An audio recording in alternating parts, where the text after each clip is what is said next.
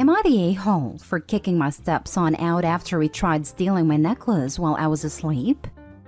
My stepson, 19, got kicked out of his mother's house after stealing and selling a very expensive item from her husband. He was going from a friend's house to another until my husband brought him in. I wasn't thrilled to have him in the apartment given his reputation, but he was almost homeless and needed help, so I agreed to let him stay with us till we worked something out with his mom. Truth be told, he's pretty respectful. Helped with chores, washed ours and the neighbors' cars for cash, so I thought he had changed. But something strange started happening. My 3K necklace disappeared once, and I accidentally found it in the bathroom cabinet. Then it disappeared again and I was lucky to find it, but it was somehow hidden under the couch when I found it. I started realizing that my stepson was attempting to steal the necklace, but I kept finding it when he'd hid it. So I decided to wear it to keep it safe. Monday evening, I was napping in my bedroom while my husband was at work.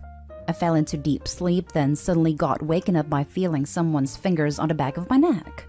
I found my stepson trying to open my necklace's clasp. I was lying on one side and I turned and saw him. I started panicking and he took some steps back telling me to calm down.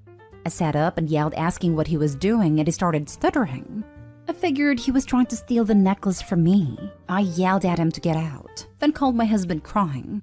My husband got home and tried to work this situation out by making his son apologize, but I said I won't have him here any longer. I don't feel safe anymore after he tried to snatch my necklace while I was sleeping. And this wasn't even the first time he tried to steal the necklace. My husband said his son had nowhere to go and it'd be cruel to kick him out, but I demanded that he leave. He went to a friend's house, and my husband got back and picked a fight with me about how I'm putting him in a position to choose between his son and me. He kept convincing me to let him return and promised to make him swear he won't do it, but I refused. I'm honestly worried and cannot be sleeping with both eyes closed with a son in the house. Am I justified in my action? Now for the top comments. Not the a-hole. 3 possible scenarios. 1. He's stealing and selling things to pay for his secret habit. 2. He's stealing and hiding your necklace to mess with you and make you feel crazy. 3. He has a touch of kleptomania and if so, needs to get some help. No matter what, he should not be allowed back in your house. He has shown an alarming willingness to steal your things. Right off your neck, no less. I would go with the latter. He ain't acting in a logical way. If he were stealing to finance a secret addiction, he wouldn't risk being this obvious. I would tell the dad to take the kid for a mental evaluation as this is really odd. With kleptomania, would he keep trying to steal the same thing, and always an expensive thing? Because that seemed to have been the issue previously. He stole an expensive item from his step-parent. So I sort of wonder if it's the only expensive thing in the house or the only expensive thing the step-parent owns. But yeah, I agree. It's worth the parents taking the kid for a mental health evaluation, and definitely the kid not living in their home. Not stay home. Not stay home. He is 19 and definitely old enough to know what he is doing. If he gets kicked out, it's on him. There's a reason his own mom doesn't even want him there. He is doing this to himself. I can't imagine the audacity he has to try and steal it while you are sleeping. That is also creepy and I wouldn't feel safe in my own house. Oh, absolutely not stay home. That's really scary how boundaries have already expanded to almost assaulting you in your sleep. You are not safe, your stuff is not safe. This is not a situation to compromise at all. You would have valid reason to kick him out after the first time your necklace went missing. If this kid has a key to your house, look into getting a new lock, and maybe an additional one for your bedroom. Increasing criminal behavior doesn't suddenly stop. Increasing is the key word here. He's touching people in their sleep already. Even if it's just to steal, that is terrifying. But I can't imagine it won't continue escalating if he keeps being enabled. Next story is titled, Am I the a-hole for telling my daughter to butt out of my personal life and asking her to stay with her mom? So, me, 35 male, and my ex-wife, Holly, 35 female, have a 16-year-old daughter named Shay. Me and Holly started dating when we were 14 and divorced 1.5 years ago. The reason was she felt like she hasn't experienced dating since we got together so young, and she was getting curious but didn't want to step out on me. So I agreed not to hold her back, and we divorced. We immediately got Shay into therapy and she handled the whole thing really well, at first. Well, I started to date. It was weird but kinda exciting. Shay was happy for me and encouraged me to go on dates. Well, everything changed. Me and Holly spent the night together 8 months ago and my daughter found us the next morning. She was giddy, but we explained to her that we weren't getting back together, that we just have a very strong bond and are best friends, but she shouldn't have found out. Ever since, Shay's been a nightmare. I was dating a teacher from her school and she tried to sabotage it. Shay would show up on our dates. We track each other's location. She would constantly bring up her mom in front of the girl I was dating. She was rude to her. Eventually, we split because she didn't want the drama. The past 8 months, Shay had been sending me pictures of her and her mom in workout classes. She keeps telling me about Holly's new fitness. Holly has lost weight and she looks freaking incredible, but I kept telling her that me and her mom are better apart right now. About 4 months ago, Holly calls me. She admitted to drinking a bottle of wine and saying some stuff to Shay. She told her the reason we split up, and that she regretted it and wanted the family back together, and that she was done dating because she hated it. I sat down Shay and explained to her again my stance, that I absolutely love her and her mom, and that there was definitely a possibility of reconciliation down the line, but at this point I was having fun. So I started to see Shay's friend's mom around this time. We kept it from the girls until we thought it was real. Shay freaked out. She cut off her friend, and she sent my girlfriend a lengthy Facebook message that basically said she was wasting her time, that I was in love with my ex. I talked to Shay about how inappropriate that was, and we got her back into therapy. So last week, my girlfriend was trying to get something from my house. I was at home, but Shay was. My girlfriend knocked on the door, but Shay saw who it was and wouldn't open the door. I called her and told her to open it, and she refused. I had to run home from work to let my girlfriend in. I was furious with Shay. I basically told her that she needed to butt out of my personal life, and that maybe it would be best if she stayed at her mom's. We don't have a formal custody agreement, for a while, until she could accept that I was dating. She left and I called Holly, but Holly thinks I'm being an a-hole. Am I? You and the ex are both a-holes for doing 10 months of therapy for a one-night stand. Seriously, everyone sucks here and I feel bad for the daughter. This is such a chaotic environment for her. Can you not date someone who has a close proximity to your daughter? You dated a teacher at her school and her friend's mom. Really? You and your wife basically undid everything therapy-wise, but now you're basically butting into your kid's personal life. Your daughter's actions aren't great, but she's confused and her mental health is definitely all over the place. Maybe you need to focus on that and not dating people so close to her own life. You're the a-hole. And teachers. OMG, parents that date teachers are so shameless. You're the a-hole. You are absolutely, without a doubt, 100% the a-hole. So y'all uproot this girl's entire family life. And a year and a half later, she's expected to see you dating and being serious with her friend's mother? And when she has a warranted reaction, you tell her to leave. You're choosing a few months old relationship over your daughter. Absolutely pathetic.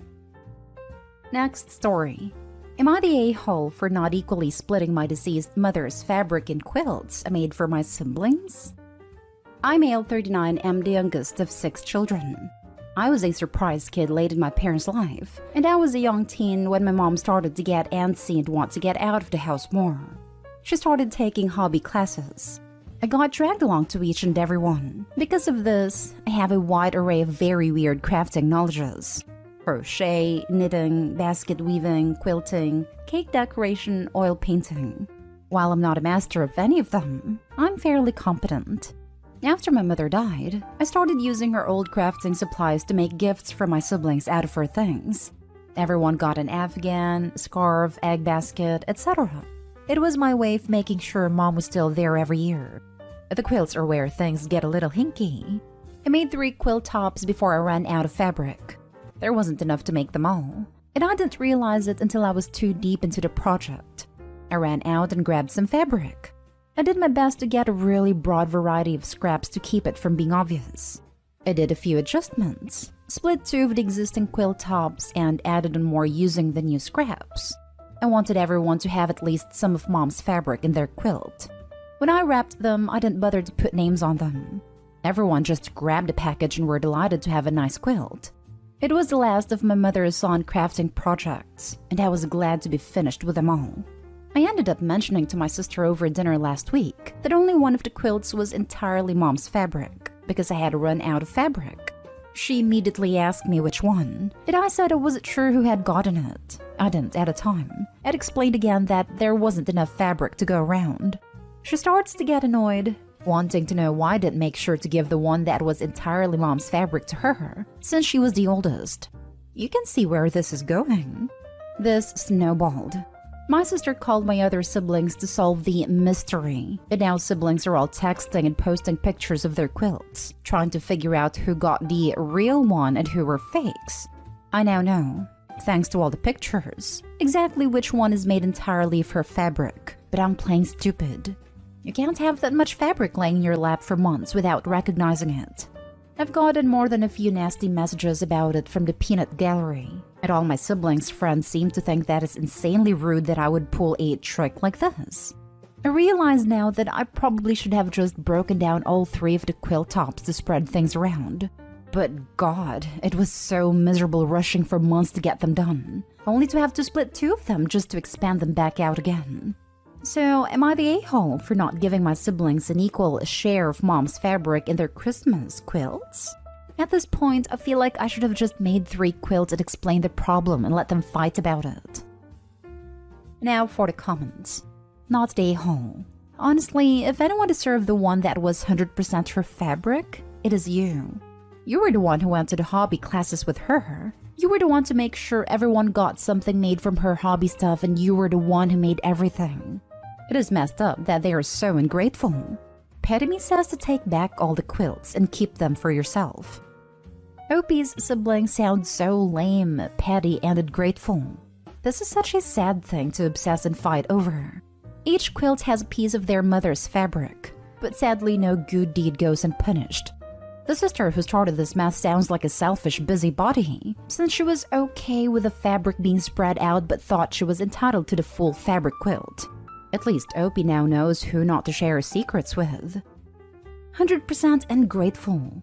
Personally, mostly because I'm petty, I would ask for all the quilts back so that I could figure out which one is missing the fabric. Then tell the siblings to swivel. Due to their ungrateful, spoilt reactions, they aren't getting the quilts back. Treat them like the children they are acting like. If you kids can't decide and share, then I'll take them away. Now you don't have to argue. If you want them back, then you have to make me a quilt of the same quality to see how much time and effort I had to put in to make these gifts for you. You're absolutely not the a-hole, but here's your mistake. I ended up mentioning to my sister over dinner last week that only one of the quilts was entirely Mom's fabric. Loose lips sink ships. Cliché but true. There was no reason to bring up the fact that only one quilt had all of Mom's fabric. No one had noticed, so you shouldn't have said anything. Did you think your sister was going to go, "Oh, cool," and leave it at that? I don't even know your siblings, and I could have told you this was going to get real petty, real fast. No good deed goes unpunished, Opie. But it's not on you to patch this up, though. They'll get over it, eventually. Furthermore, if they want to play the who deserves to get the most of Mom's fabric game, isn't it obvious? Hint, none of them. That was definitely my mistake, yeah. The conversation had turned to what my plans were for next Christmas since all of the crafting supplies had been used up. I was going to make and decorate a cake for everyone. Between running low and whatnot, yeah, I shouldn't have said a thing. Now for the last story. Am I the a-hole that I won't rent to my nephew? I bought a home when I was out of college. It's a 3-bedroom home, and for the last 20 years, I have rented rooms to young professionals and interns near a tech hub. My nephew Jack is in his 30s and bounced around from job to job. My mother and my sister, his mother, want me to rent it to him at a discount because he wants to move the area. I already have 2 tenants, both around 22, and both are women. Jack has had issues with dating and with women. Reddit would put him as a neckbeard, so I don't want him to rent from me or be around my other tenants. Jack argues about the most ridiculous things. He has the mentality of a 15-year-old boy and would not even fit in with the atmosphere of the house. So I don't want him there. He was also evicted from his last place. And his credit is I told mom and sister this and they have yelled at me about how his family. And maybe this time he will find a place where he fits in. I put my foot down and said no. I will rent out the vacant room to someone else. My whole family's against me now. I don't want Jack living in my house because I know he's going to be an issue. It's going to be tough for him because he doesn't have a degree, and it's in an area that most jobs there require one.